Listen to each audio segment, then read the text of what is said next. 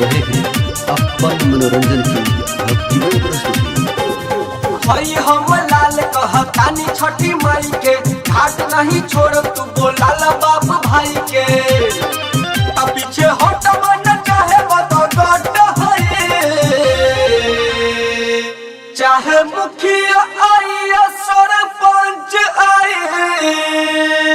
आए ही घाटा बापा हमन के छठ होई चाहे मुखिया आई सरपंच आई यही घाटा बापा हमन के छठ होई यही घाटा बापा हमन के छठ होई।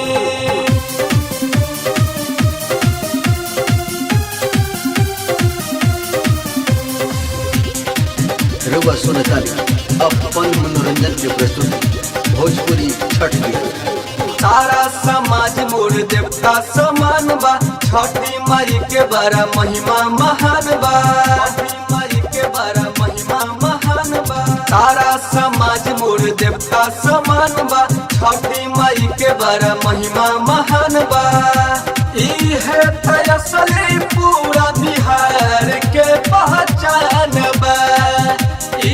है असली पूरा बिहार के पहचान बा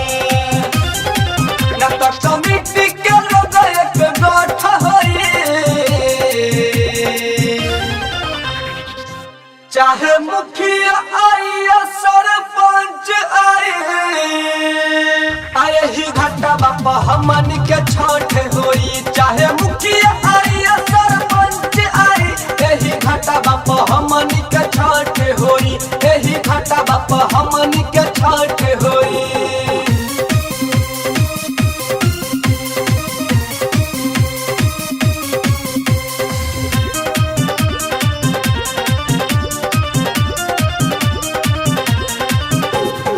औरज के बेर भइल जाता ए भाई हटन करे दन साफ सफाई हटन करे दन साफ सफाई औरज के बेर भइल जाता ए भाई हटन करे दन साफ सफाई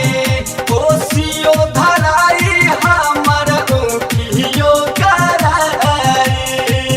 कोसियो धराई हमर उठियो पूजा गणेश के सबसे मस्त होई चाहे मुखिया आई सरपंच आई ही घाटा बापा हमन के छठ होई चाहे मुखिया आई सरपंच आई यही घाटा बापा हमन के छठ होई यही घाटा बापा हमन के छठ होई। छठ हमारा महापर्व है और हम यहाँ झगड़ा करने नहीं छठ मनाने आए हैं।